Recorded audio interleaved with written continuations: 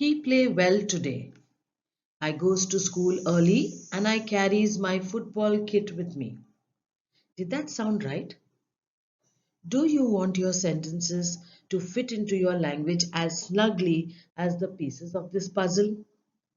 Then let's pay attention to a topic in English grammar called subject-verb agreement.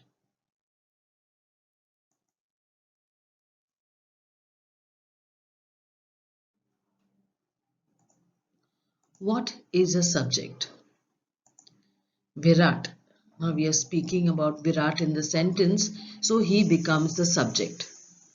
Is a great batsman, the part of the sentence that contains a verb, is being the verb.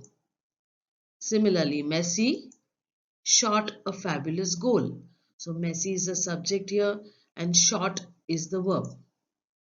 Dhoni retired last year. Dhoni the subject, retired being the verb.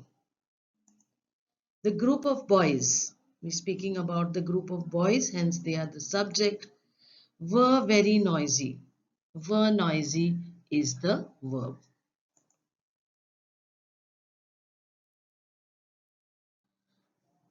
Subject-verb agreement refers to the fact that the subject and verb in the sentence must agree in number. In other words, if the verb is singular, the subject has to be singular, or if the subject is plural, then the verb has to be plural. You can't have a singular subject with a plural verb or vice versa. If you see these sentences, two birds are discussing, but one bird is speaking. One bird is listening.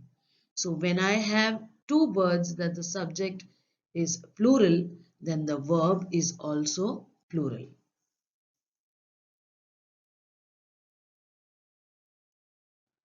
What are singular and plural verbs?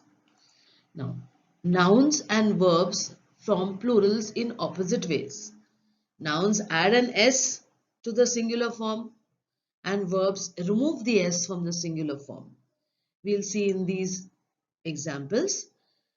A table becomes tables in the plural form. Egg becomes eggs and color becomes colors. So also you form boxes, pens. And so you see that for nouns, we add an S. Whereas it is the opposite with verbs. The singular verb has an S added to it, whereas the plural verb takes off the S. So reads in the singular becomes read in the plural.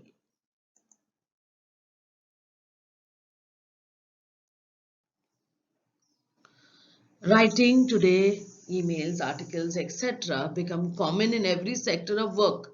It has therefore become important to improve your writing skills so that silly mistakes may not land us in embarrassing situations like the one I read before. It sounds, very different and doesn't sound correct when you use incorrect language. He goes home soon after school. They goes home every day after school.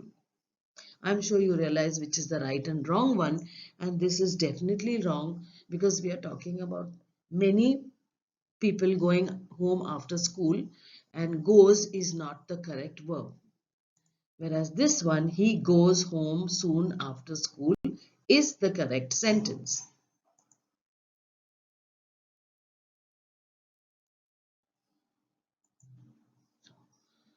The basic rule: a singular subject takes a singular verb, whereas a plural subject takes a plural verb. For example, a pig, which is singular, takes a singular verb, rides, and you know singular verbs have S added to them. A monster eats cookies, a boy reads a book. All three singular subjects taking singular verbs. The verb to be. We have different forms. For example, am, are, is. So depending on the subject, a singular subject, I am. Singular subject, he is. Singular subject, she is. But you are and we are plural subjects taking the plural form of the verb be, that is are. Here, there are books on the table. Books are plural subject, so we take a plural verb are.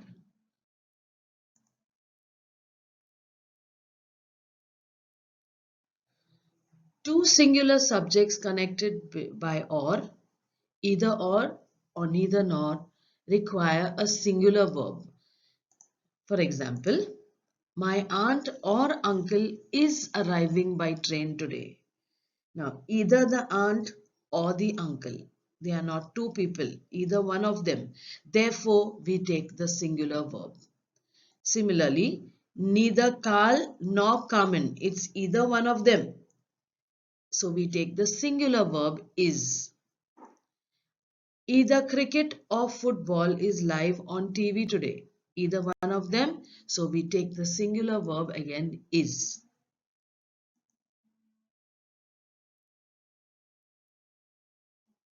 The verb in an either or neither nor sentence agrees with the noun or pronoun closest to it.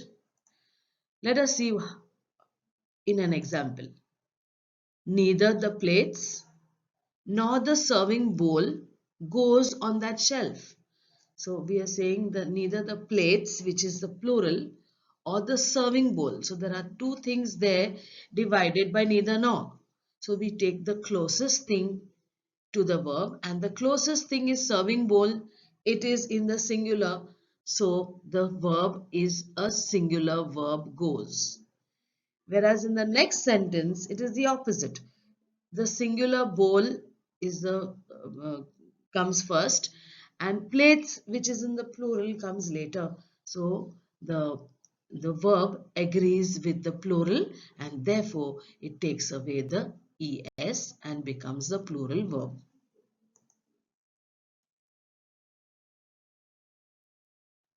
Use a plural verb with two or more subjects when they are connected by and. A car and a bike. Now we are talking about two things, a car and a bike. Therefore, that is plural. Connect, each one of them is connected by and therefore the verb which follows are is in the plural form. No. Breaking and entering. This is an exception because breaking and entering is taken as one. So the verb is in singular form. Bed and breakfast, meaning the hotel room, the motel room that you get, it's taken as one. So it is in this, the verb will be in singular form. In these sentences, breaking and entering, bed and breakfast are compound nouns. Therefore, we use a singular verb.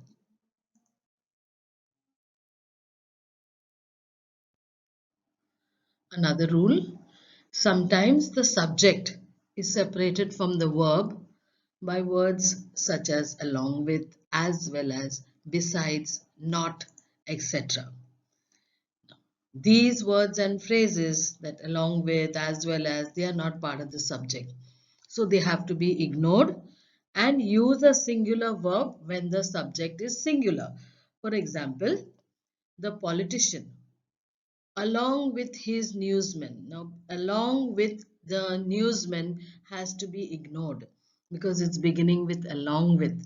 So you take only the politician as the subject, and therefore you will get a singular verb is expected shortly. Similarly, excitement as well as nervousness. So here, because as well as nervousness has to be ignored, and you take excitement as the singular subject and use the singular verb. Parentheses are not part of the subject.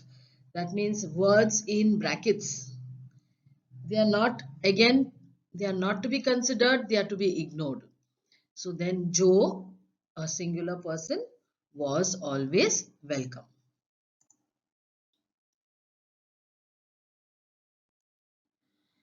Sentences beginning with here or there. The true subject follows the verb. In sentences so far, we've seen the subject coming first and then followed by an appropriate verb. But in these kind of sentences, starting with here or there are, the verb are comes first and the subject comes later. Since there are four keys, the verb is are. There is a long key to open the cupboard. Here are the keys. So sentences beginning with here and there have a different rule as far as the verbs are concerned.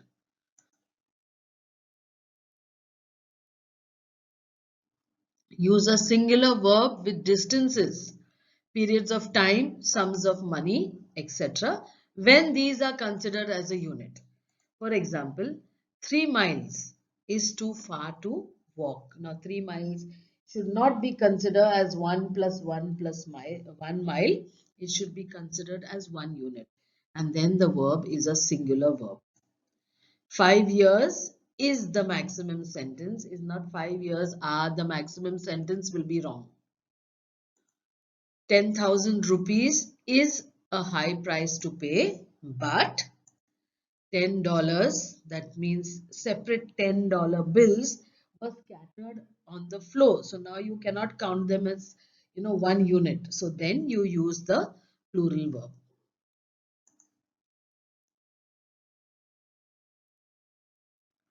With collective nouns such as group, jury, family, audience, population, the verb may be singular or plural depending on what the writer's intent or intention is. For example, all of my family has arrived, or you can say all of my family have arrived. Both are correct.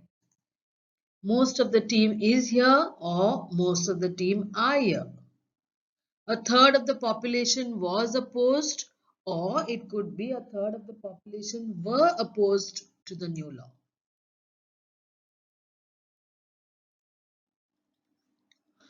When the plural subject denotes a definite amount or quantity taken as a whole, the verb will be in singular form. Like when some amount of something is taken, but we don't count it separately, we count it as one whole, the verb will be singular. For example, rice and curry. We say, no, I will have rice and curry. I will eat rice and curry. So rice and curry is taken as one quantity and therefore the verb is in singular form. 10 rupees was given to the beggar. 10 rupees, full 10 rupees was given to the beggar. So the verb will be in singular form.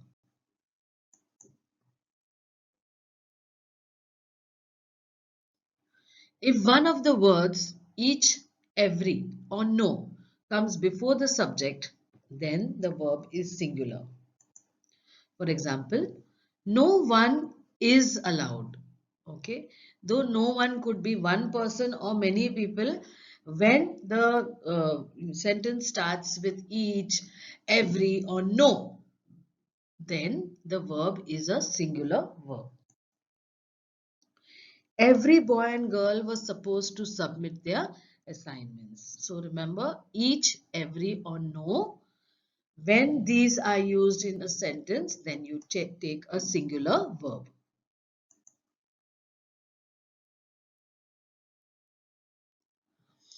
Some nouns that are plural in form but singular in meaning take a singular verb. For example, politics. Now, they are plural in form because they have an S after them, but politics is only one thing and therefore it takes a singular verb. Similarly, physics is her favorite subject.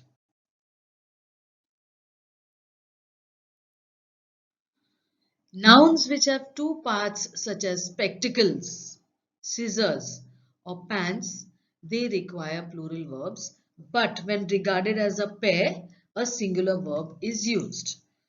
My mom's spectacles are broken. Okay? Or the pair of scissors is lying on the table. So for my mom's spectacles, you take it as a plural verb. But when we talk of it as a pair, we take a singular verb.